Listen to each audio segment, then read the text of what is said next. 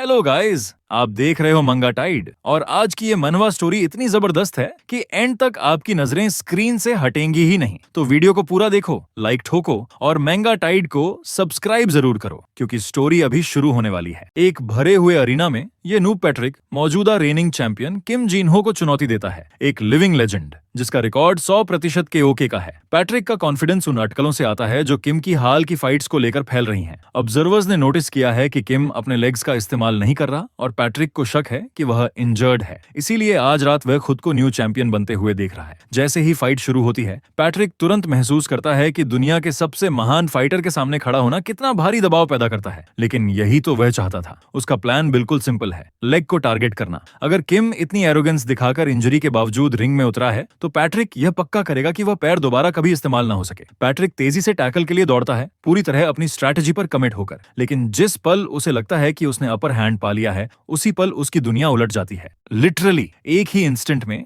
किम एक flawless spinning kick unleash करता है, मास्टर जैसी प्रिसिजन के साथ। इंपैक्ट इतना डेवास्टेटिंग होता है कि पैट्रिक समझ ही नहीं पाता क्या हुआ। वह जमीन पर पड़ा है। Match over. एक शॉकिंग फर्स्ट राउंड नॉकआउट। जब धूल बैठती है, किम अपने गिरे हुए ओपोनेंट के ऊपर खड़ा होता है। ना कोई सेलिब्रेशन, ना कोई टॉन्ट, बस एक सिंपल स्टेटमेंट। अब समझ आया कि मैं अपने लेग्स क्यों यूज नहीं करता। They are just too damn powerful। Match के बाद किम प्रेस कॉन्फ्रेंस में जाने से मना कर देता है। मीडिया स्पेक्टिकल में उसकी कोई इंटरेस्ट नहीं है। उसे सिर्फ यह जानना है कि उसकी नेक्स्ट फाइट कब स्केड्यूल्ड है। स्टॉर्मी वेदर में भी जब उसका कोच उसे कार राइड ऑफर करता है, किम मना कर देता है। उसका घर 30 किलोमीटर दूर है, फिर भी राइड लेने की बजाय वह ट्रैफिक के बीच दौड़ते हुए चला जाता है, कोच को स्टंट छोड़कर। घर पहुंचकर किम अपना पीसी ऑन करता है। वह ना तो अपनी जीत के हाइलाइट्स देखता है, ना न्यूज पढ़ता है। वह लॉन्च करता है लास्ट सेबर, एक नोटोरियसली डिफिकल्ट गेम जिसे इवन कोरियन प्लेयर्स ने छोड़ दिया है। पिछले 10 ईयर से वह हर सिंगल डे ये गेम खेलता आया है, एक भी सेशन मिस किए बिना। फाइटिंग, ट्रेनिंग, खुद को स्ट्रॉन्गर ओपोनेंट्स के खिलाफ पुश करना, यही कभी उसकी लाइफ का पर्पस था। लेकिन रियलिटी कब की उसे पकड़ चुकी थी। अब ऐसा कोई नहीं बचा जो उसे सच में चैलेंज कर सके, कोई नहीं जो उसे एंटरटेन कर सके। रिंग में वह इनविंसिबल था, गेम में कम से कम अभी भी कुछ था जो उसे लिमिट्स तक पुश कर सकता था। एक हल्की सी स्मर्क के साथ वह मान लेता है कि आज भी शायद गेम नहीं जीत पाएगा। लेकिन यह थॉट उसे डिस्करेज नहीं करती, बल्कि उसकी एक्साइटमेंट को और फ्यूल देती है। गेम के अंदर उसका इन गेम कैरेक्टर एक नोबल वॉरियर आग में घिरे बैटलफील्ड के बीच खड़ा है और किम को एहसास होता है कि इस वर्चुअल वर्ल्ड में वह फिर से वही महसूस कर सकता है जो रियल लाइफ में कब का खो चुका था। The thrill of being a challenger. उसका ओपोनेंट है डीमन लॉर्ड इसार। किम गेम में अपनी सोर्ड उठाता है और बॉस को सीधे चुनौती देता है, कम एट मी। जैसे जैसे बैटल तेज होती जाती है, इसार की हेल्थ घटती चली जाती है, धीरे धीरे जीरो के करीब पहुंचते हुए।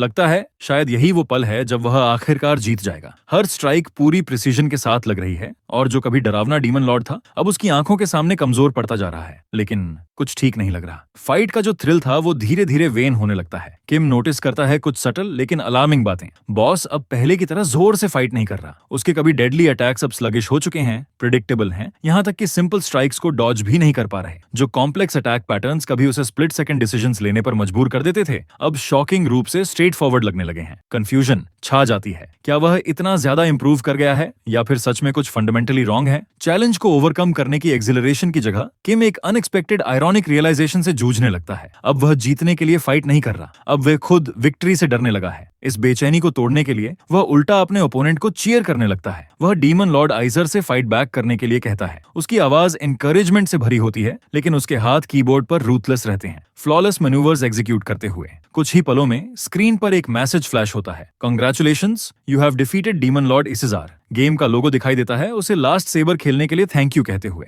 किम जिन्हो ने न सिर्फ रियल वर्ल्ड बल्कि डिजिटल वर्ल्ड को भी कॉन्कर कर लिया है। अब उसे चैलेंज करने वाला कोई नहीं बचा। शायद अब उसे बस किसी बेयर से फाइट करके देखना चाहिए। और तभी अचानक लाइटनिंग गिरती है। कुछ पलों बाद वह खुद को अंधेरे में तैरता हुआ पाता है। वह डिसोरिएंटेड है। उसे महसूस होता है कि वह कितना डिजी है और उसका शरीर कितनी अजीब तरह से हॉट हो चुका है। फिर रेन। वह सोचता है कि वह बाहर आया ही कब था। जैसे जैसे उसकी अवेयरनेस लौटती है, एक हाथ उसका कंधा पकड़ लेता है। कोई उसे नंबर 218 कहकर पुकारता है। सामने वाला जोर देकर कहता है कि उनके पास टाइम नहीं है, उसे तुरंत बाहर निकलना होगा। अब भी हड़बड़ाया हुआ किम सामने वाले के प्रिजन नंबर को देखता है, 172। वह कंफ्यूजन में पूछता है, तुम कौन हो? उनके चारों तरफ दर्जनों प्रिजनर्स तेज बारिश में खुले गेट की तरफ स्प्रिंट कर रहे हैं। स्टॉर्म के बीच किम की नजर एक लहराते हुए फ्लैग पर पड़ती है जिस पर एक ब्लैक ईगल लाइक सिंबल बना हुआ है। वह उसे घूरता है, याद करने की कोशिश करता है कि उसने इसे पहले कहां देखा है। तभी नंबर 172 उसे झकझोरता है, उसे होश में आने के लिए चिल्लाता है। वह कहता है कि इस अपॉर्चुनिटी को वेस्ट मत करो। वह जिद करके कहता है कि यह शायद कैरी ऑन से एस्केप करने का उनका आखिरी मौका है। कैरी ऑन ये नाम किम को पूरी तरह चौकन्ना कर देता है। वह चारों तरफ देखता है, ऊंची स्टोन वॉल्स, घबराए हुए प्रिजनर्स, गेट की तरफ भागती हुई भीड़, और तभी सब कुछ साफ होने लगता है। ये जगह, ये प्रिजन वही है, बिल्कुल वही जो गेम में था। तेज बारिश गिर रही है, थंडर गरज रहा है, और किम खुद को समझाने की कोशिश करता है कि ये सब बस एक ड्रीम है, लेकिन हर सेंसेशन बहुत ज्यादा विविड है, बहुत ज्यादा रियल। प्रिजन की ऊंची वॉल्स के ऊपर से कैदी भारी चेन्स को खींच रहे हैं, मैसिव गेट को उठाने की कोशिश करते हुए। एक आवाज गूंजती है, सबको साथ खींचने के लिए कहती हुई। फिर दूसरी चीख सुनाई देती है, वी आर ऑलमोस्ट देयर। जैसे ही गेट चरमराते हुए खुलने लगता है, किम को अंदर तक एहसास हो जाता है ये सपना नहीं है, उसे उसी गेम की दुनिया में भेज दिया गया है जिसे वह खेल रहा था। लेकिन उससे भी ज्यादा हैरानी की बात यह है कि उसकी भूमिका क्या है। वह वॉरियर नहीं है, वह चैंपियन नहीं है, वह एक प्रिजनर है। किम जिनो फैसला करता है कि चाहे हालात कितने भी कंफ्यूजिंग क्यों ना हो, उसकी पहली प्रायोरिटी सिर्फ एस्केप है। वह पूरे इरादे के साथ दौड़ना शुरू करता है, लेकिन तभी कुछ उसे रोक देता है। वह बगल में खड़े एक ब्लॉन्ड प्रिजनर का हाथ पकड़ लेता है और उसे रुकने को कहता है। वह सवाल करता है, क्या तुम्हें यह सब अजीब नहीं लग रहा? वह उसे पागल कहती है और फोकस करने को कहती है, लेकिन किम अपने डाउट्स छोड़ता नहीं। वह इशारा करता है कि अगर यह सच में वही प्रिजन कैरी ऑन है जो गेम में थी, तो चीजें इतनी आसानी से अनफोल्ड नहीं होती। सिक्योरिटी, लॉकडाउन, ये पूरा केओस, सब कुछ गलत लग रहा है। वह देखता है कि कैसे दूसरे कैदी गार्ड्स को आसानी से ओवरपावर कर रहे हैं और गेट्स तोड़कर खोल रहे हैं। कुछ तो गड़बड़ है। तभी एक कैदी चिल्लाता है कि सब कुछ बिखरने की वजह यह है कि वार्डन क्लार्क यहाँ नहीं है। कोई और कंफर्म करता है कि वार्डन उसी दिन अर्जेंटली बाहर गया था। उसकी एब्सेंस ने एस्केप के लिए यह परफेक्ट विंडो बना दी है। यही वजह है कि सिस्टम इतना वीक लग रहा है और यही उनका बेस्ट चांस है। 172 किम को झकझोरता है और फिर से भागने को कहता है, लेकिन किम उल्टा करता है। वह अचानक उसे अपने साथ नीचे खींच लेता है। 172 शॉक्ड हो जाता है और उसे पागल कहकर चिल्लाता है, लेकिन किम गहरी सोच में डूबा हुआ है। वह मानता है कि अगर बाकी सब सच है तो सिचुएशन समझ में आती है, और फिर भी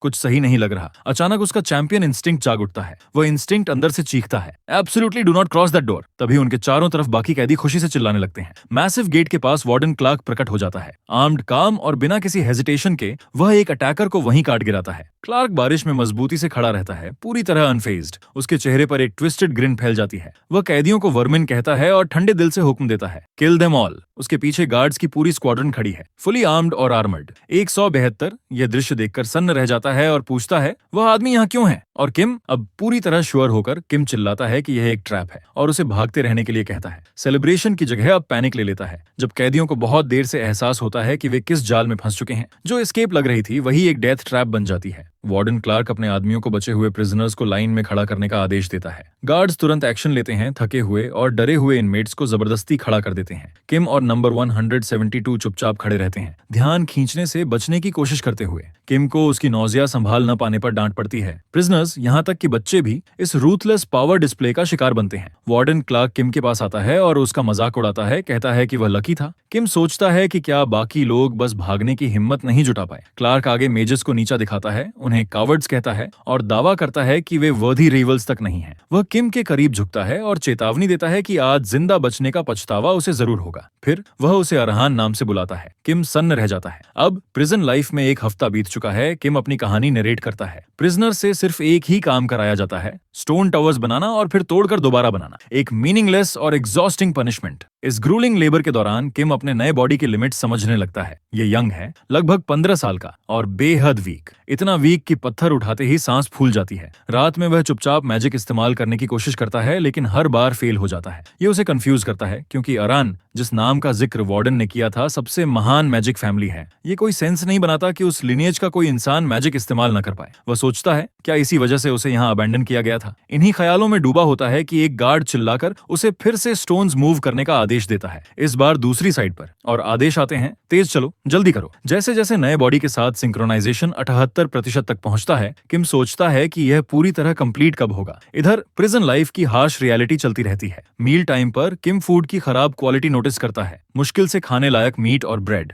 एक्सरसाइज करने और स्ट्रॉन्ग बनने की कोशिश के बावजूद टेरेबल फूड की वजह से प्रोग्रेस बहुत स्लो रहती है। एक मील के दौरान उसका रूममेट उसके पास बैठता है और किम की ब्रेड छोड़ने की आदत पर ध्यान देता है। किम वो ब्रेड उसे दे देता है, एक छोटी सी काइंडनेस। ज्यादातर प्रिजनर्स किम से डरते हैं उसकी रेड आईज की वजह से, लेकिन उसका सेलमेट अलग है, फ्रेंडली रहता है, करीब रहता है। आहन फैमिली को लेकर एक रूमर फैला हुआ है, सबसे पावरफुल मैजिक फैमिली और उनकी कर्स्ड रेड आईज।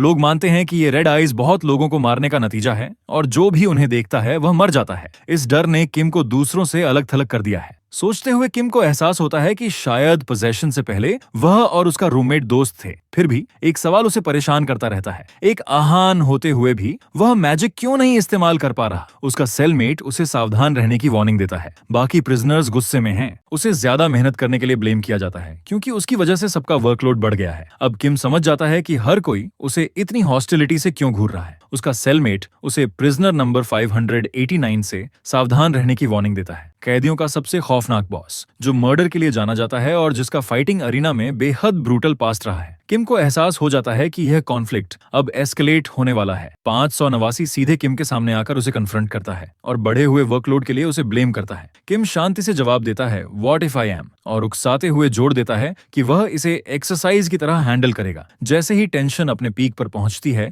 एक पावरफुल पंच हवा को चीरता हुआ आता है। किम तुरंत काउंटर करता है और जोरदार घूंसा कैदी के चेहरे पर मारता है, जिससे हर कोई चौंक जाता है, यहाँ तक कि 500 नवासी के पीछे खड़े उसके साथी भी। लेकिन जैसे ही किम डिफेंसिव स्टैंस लेता है, उसे एक ट्रबलिंग सच समझ आता है। जो पंच उसने मारा था उसका कोई असली इम्पैक्ट नहीं पड़ा। नंबर 589 किम को गर्दन से पकड़ता है और एक ही हाथ से जमीन से ऊपर उठा लेता है। किम अपने मन में सोचता है, ये बॉडी इतनी वीक कैसे हो सकती है। 589 अपनी मॉन्स्टरस स्ट्रेंथ से किम को पूरे कमरे के पार फेंक देता है और जोर से फ्लोर पर पटक देता है। पावर डिफरेंस डराने वाला है। किम 589 के पास चैंपियन के स्किल्स और इंस्टिंक्ट्स हैं, लेकिन वह फंसा हुआ है एक फ्रेजिल 15 साल की बॉडी में जो उसकी वोल का साथ नहीं दे पा रही। किम दीवार के सहारे ढह जाता है, लेकिन तभी वही सिंक्रोनाइजेशन प्रोसेस जिसका पहले जिक्र हुआ था आखिरकार कंप्लीट हो जाता है। एक नई एनर्जी की लहर किम के पूरे शरीर में दौड़ जाती है। इस नई ताकत के साथ किम खड़ा होता है। अब उसका डिमीनर पूरी तरह कॉन्फिडेंट और फियरलेस है। वह राउंड 2 के लिए तैयार है। बॉस उसकी कॉन्फिडेंस पर हंसता है, तंज कसते हुए पूछता है कि इतना श्योर कैसे है, जबकि उसकी पावरफुल फैमिली ने उसे अबैंडन कर दिया है। किम अपने ओपोनेंट को टॉन्ट करता है, पूछता है कि क्या अटैक करने वाला है। नंबर 589 अचानक चार्ज करता है, फ्यूरियस ब्लोज की बारिश शुरू कर देता है, लेकिन किम आसानी से डॉज करता है और काउंटर करता है। पहले के हिट के बावजूद जिसने किम को जमीन पर गिरा दिया था, अब वह एक पावरफुल किक मारता है जो नंबर 589 को हवा में उड़ा देता है। किम बुदबुदाता है कि यही वजह है कि वह लेग्स इस्तेमाल नहीं करना चाहता था। ये बहुत ज्यादा ओवरवेलमिंग है। अपने लीडर की हार से भड़के हुए बाकी प्रिजनर्स गुस्से में रैली करते हैं और धमकियां चिल्लाते हुए किम पर टूट पड़ने को तैयार हो जाते हैं, लेकिन किम जरा भी नहीं हिलता। वह कैजुअली बेहोश पड़े नंबर 589 के शरीर की तरफ बढ़ता है और अचानक प्रिजनर्स हेजिटेट कर जाते हैं। किम का एक स्टॉम्प जमीन पर साफ सिग्नल छोड़ता है। वे पलटकर उन्हें घूरता है और सबके सब वहीं फ्रीज हो जाते हैं। सबके सामने गैंग लीडर को ओवरपावर करने के बाद किम सिचुएशन पूरी तरह कंट्रोल में ले लेता है। वह धमकी देता है कि अगर कोई और करीब आया तो वह गैंग लीडर को परमानेंटली डिसेबल कर देगा। वह आदेश देता है कि गार्ड्स को बुलाया जाए। बाकी प्रिजनर्स डर के मारे पीछे हट जाते हैं। उनमें से एक नर्वस होकर मान जाता है और गार्ड्स को बुलाने चला जाता है। किम की बोल्डनेस पूरे गैंग को स्टंड छोड़ देती है और वह ठंडे लहजे में कहता है, अब यहाँ चार्ज में मैं हूँ। बाद में उसका ब्लॉन्ड रूममेट किम की डोमिनेंस देखकर हैरान होकर पूछता है कि उसने ऐसा फाइट करना कहाँ सीखा। किम बात टाल देता है, लेकिन उसका दोस्त कुछ ऑड नोटिस करता है। किम पहले से ज्यादा टॉल लग रहा। तो दोस्तों, आज की स्टोरी यहीं खत्म होती है। अगर आपको ये मैनवा रिकैप पसंद आया हो तो लाइक जरूर करना और ऐसी ही मजेदार स्टोरीज के लिए मंगा टाइड को सब्सक्राइब करना मत भूलना। मिलते हैं अगली वीडियो में एक नई जबरदस्त कहानी के साथ।